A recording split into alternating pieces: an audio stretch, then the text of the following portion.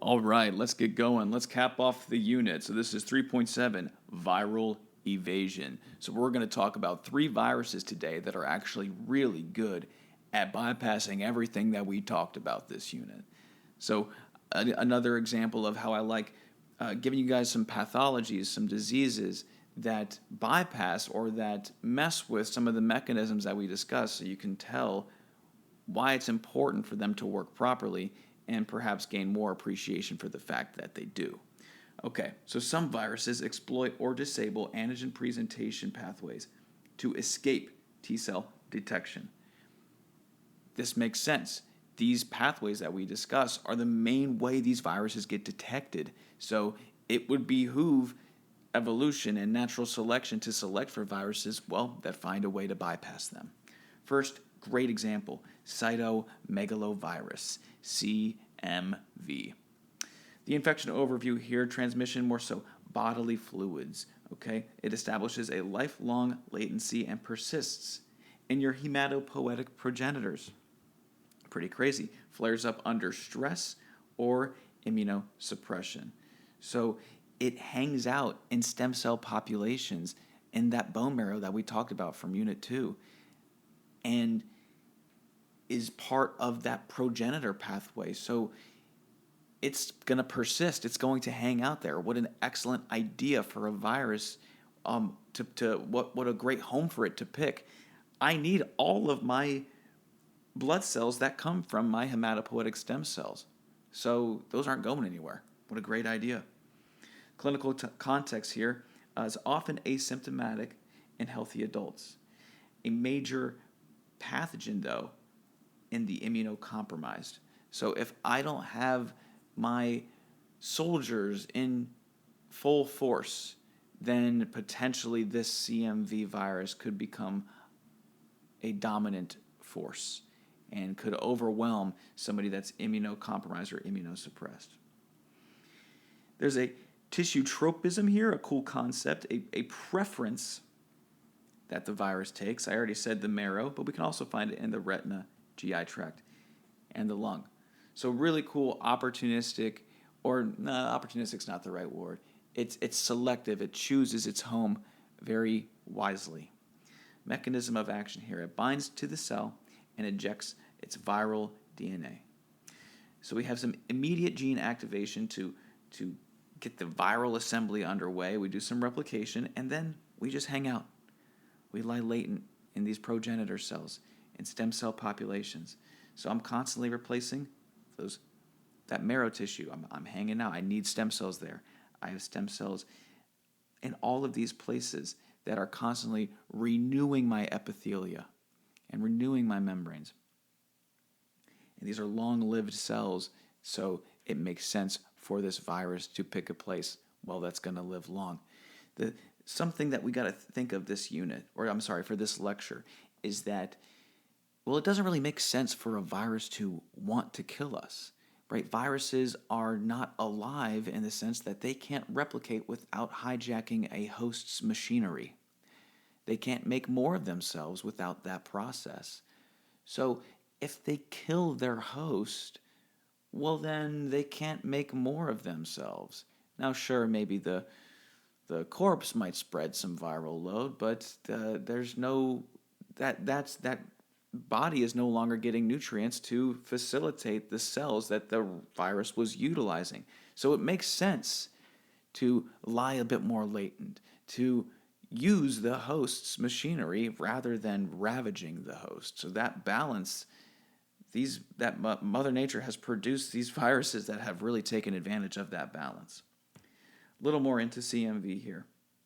How do we hang out? How do we hang out in the stem cell populations of these organs? Why, or how do we accomplish that? Well, we evade MHC1 here. CMV makes proteins that trap MHC1 in the endoplasmic reticulum, degrade it entirely, or stop it from getting into the endoplasmic reticulum. So all of these mechanisms mean, well, that I'm going to have decreased MHC1. So I can't present to my CD8 T cells, my main effectors that release perforins and granzymes on these infected cells. So my assassins have been rendered useless. But if you're astute and remember all the different roles of the cells, remember the NK cells, excellent at getting rid of cells that don't express an MHC. Because if I'm not expressing self, well, that is also a tell that something's wrong. But CMV has us beat there as well. It makes an MHC mimic that can trick the receptors on NK cells, engaging their inhibitory receptors and telling that NK cell that, whoa, there's no problem here. Don't worry. I have sort of an MHC here. And remember, the NK cell is not as specific as a T cell. The receptors on there are not as robust as a T cell receptor is.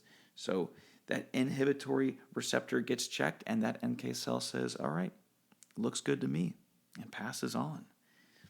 Another level of mimicry here is cytokine mimicry that suppress dendritic cell and macrophage activation.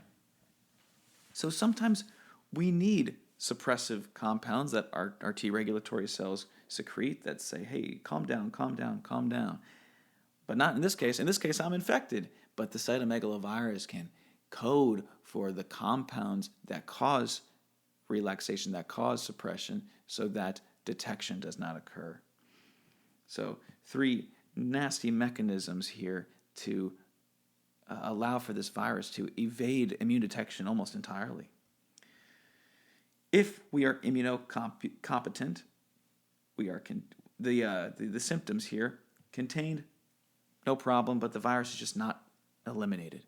Okay, it's hard to absolutely rid the body of this. Symptoms are contained, but that virus is going to have a presence somewhere, somehow.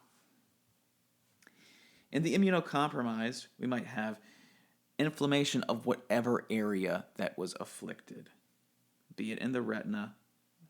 Anytime you see IS, that's inflammation. So retinitis, colitis, inflammation of the colon, pneumon, oh my goodness. I'm not that intellectual, I'm telling you. Pneumonitis, and then marrow suppression as well. So that's just telling you that if we are immunocompromised, wherever CMV is present, well, it's going to cause some problems in that area. Makes sense. So prognosis is easily controlled with antivirals, but high mortality in folks with AIDS, and we'll talk about that. That's going to be part of at the end of the lecture here.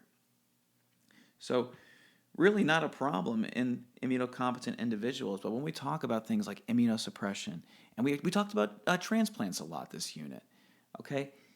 Those folks have to be on immunosuppressants so they don't reject whatever organ they've been given.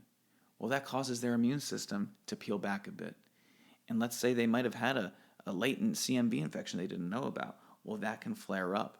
And many other conditions can flare up because, well, now we're telling the immune system to calm down and it was probably keeping things in check that it no longer can due to whatever external factors we're secreting, that we're being administered, be it immunosuppressants or what have you. Speaking of things that we secrete, though, I'll turn that into a good segue. Stress is immensely potent at compromising your immune system. It is a great immunosuppressant.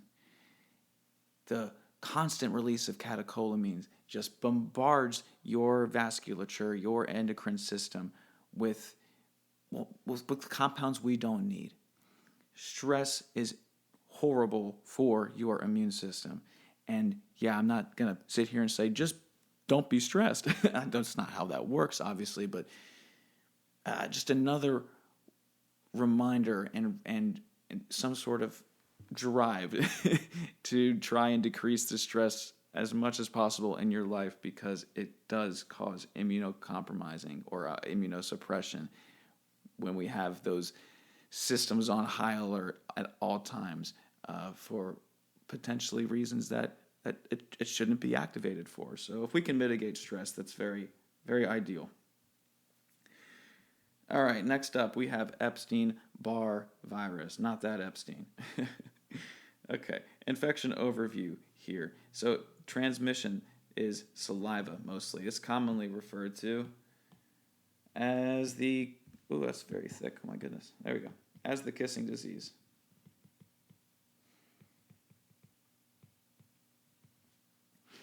It infects B cells via one of the receptors on the B cell, CD21, establishing lifelong latency in memory B cells. Again, what an excellent home for a pathogen to find. These memory B cells are waiting to fight whatever antigen that I come across for that secondary exposure. I want them to persist, in the case of like tetanus, for decades. So, I mean, just think about, think if you found a lovely lakefront home that you knew you were locked into for 10 years. That's what they found here, the perfect home for this virus. So clinically, what happens? Well, when this virus manifests, we have infectious mononucleosis. So Epstein-Barr virus causes mono. And that can secrete signals that mimic growth and survival signals. So we have an increased cancer risk here too. Remember, cancer is just unregulated growth and unregulated survival. So if I'm bypassing any signals that tell me to stop replicating or tell me to undergo apoptosis, that's going to increase cancer risk.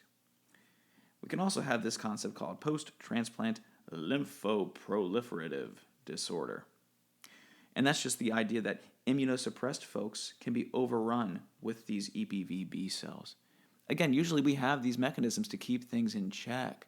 But if I am on immunosuppressants of any kind, well, that is going to increase the likelihood that any latent conditions that I had are going to become present. Because now anything that was hanging out dormant is like, oh, well, he dropped his defenses. He's immune suppressed now. I don't see nearly as many of the fighters that I usually see around. So now I can do my thing with impunity. And that's what these diseases think whenever immunosuppression takes place. So the mechanism here again, binds CD21 on B cells, and now I have the best home I possibly can. I've infected one of my effectors, one of my adaptive soldiers that's hanging back and waiting for infection to occur again. But meanwhile, it's harboring a very infectious pathogen. Really intelligent bypass here. And then so what those viruses do, they fuse with the membrane and deliver their DNA into the B cell after binding to that CD21. Okay. More on the evasion. We limit peptide presentation on an MHC1, so it secretes or it takes over the machinery and says, nope, do not present any viral antigens. We're not going to get caught here. I found my perfect home and I'm not leaving. Down-regulating MHC1 and 2. And again, using that memory B cell as a facade. All right, I am one of your adaptive helpers hanging out. Don't mind me. And meanwhile, it has this evil virus inside of it. What a mean thing Mother Nature has created. So some of the symptoms here, if we're immunocompetent, maybe some fever, maybe some inflammation of the pharynx, and or a big one here is splenomegaly. Splenomegaly literally just means mega spleen. So if these populations, if these memory B cell populations are in the spleen, and maybe we get some inflammation going on there, well, this is going to cause a rush of blood and other white blood cells to the area if the virus is starting to get maybe out of hand. This spleen gets gigantic. Okay, so that's one of the big side effects of initial infection with Epstein-Barr virus. If we're immunocompromised, these B cells just go absolutely buck wild. That's certainly a problem because we have that PTLD that I mentioned over here, which is that post-transplant lymphoproliferative disorder.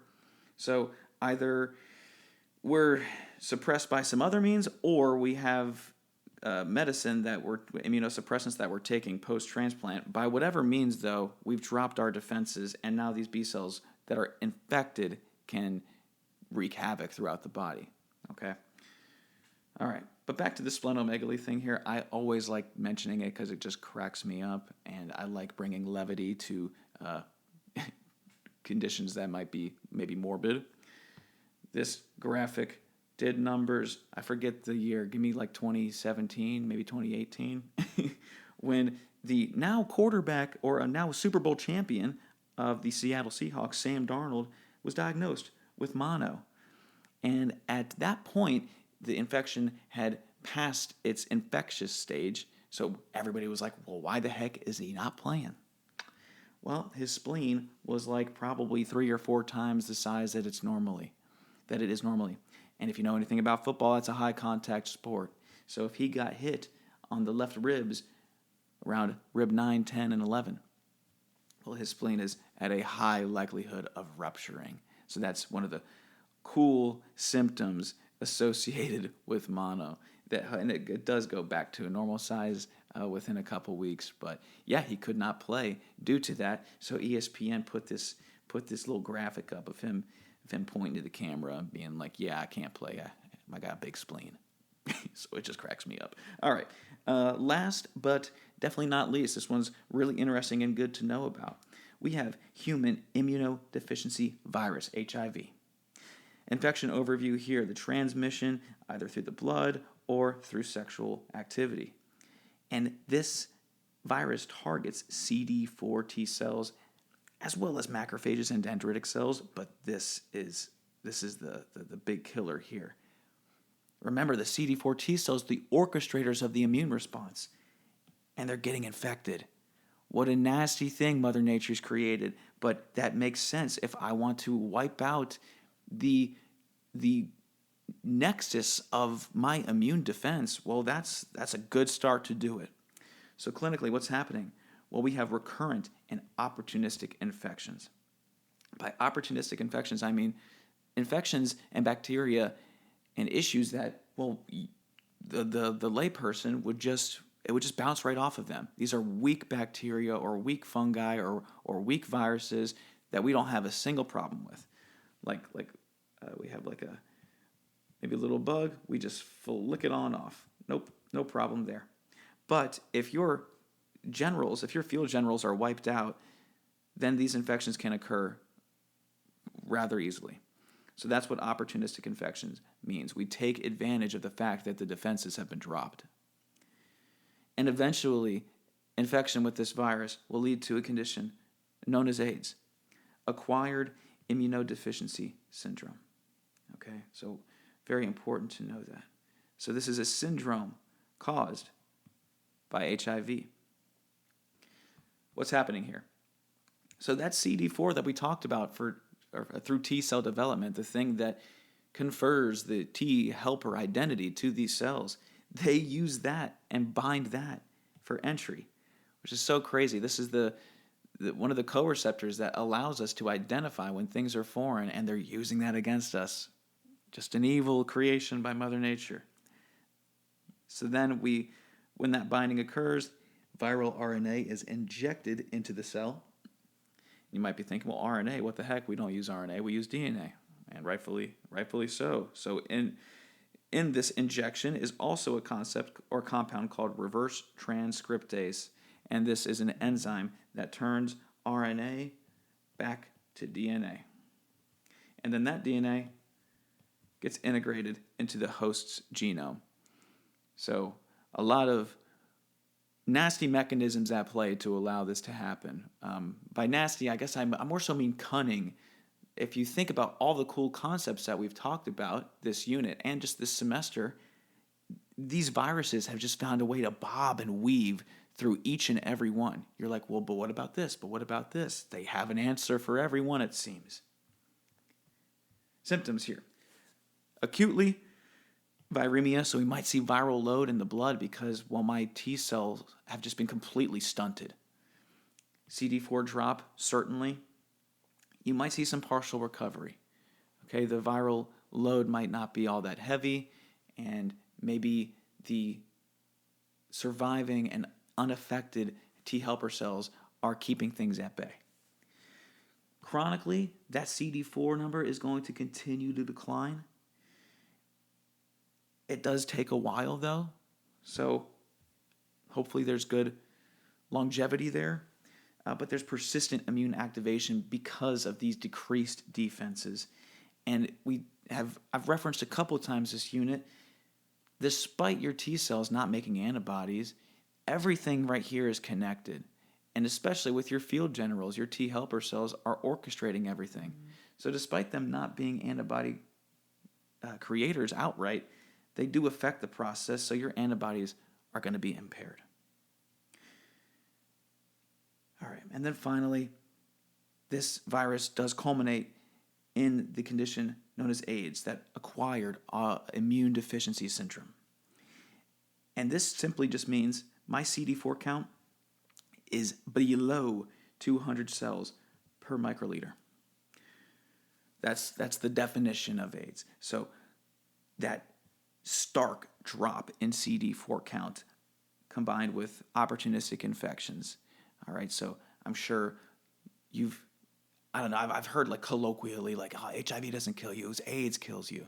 And sure, if you want to split hairs, this is the condition, the syndrome caused by HIV, dropping your immune system at ridiculous rates. So opportunistic and weak pathogens can take you out, something like pneumonia or candida. These pathogens that were typically able to fell with relative ease we're not able to do that with these low general counts. If untreated, progressive immune collapse will follow, and if we just don't have any defenses, we can't defend against this microbial world, and death will follow. If we're treated with some antiretroviral therapy, abbreviated as ART, it's become pretty good. Like, we can get some normal lifespan out of this process, ideally. In ideal conditions, there's genetic and environmental factors with all conditions, and symptom and progression varies. But these retrovirals have been getting a lot better, and they target that reverse transcriptase that these viruses bring in with them, because they use RNA, so they need to go back to DNA. So they need that extra machinery to do so. So the brilliant virologists and biologists figured out, okay, well, if we knock that out, we don't use reverse transcriptase. Humans don't. So we knock that out, we're good to go. So that's what these antiretrovirals target. Retro means they got to go back and use that reverse transcriptase to go from RNA to DNA. So we knock that out. Hopefully we can get a solid lifespan. But obviously there's still a lot of research being done on this front. And it's just a fascinating concept in general that we can have a virus that has found a way to target one of the most potent effectors of my immune system. I mean, it's just like Mother Nature was wonderful in creating the immune system that we wield, but also wonderful in creating the villains that we face, right? There's no greater, our great quote is, no story, a villain makes the story. And I guess you can say that about all three of these diseases. They found very wonderful, I guess wonderful is not the right way to say it. Again, just the cunning ways to evade our immune system. So that's what I was after today.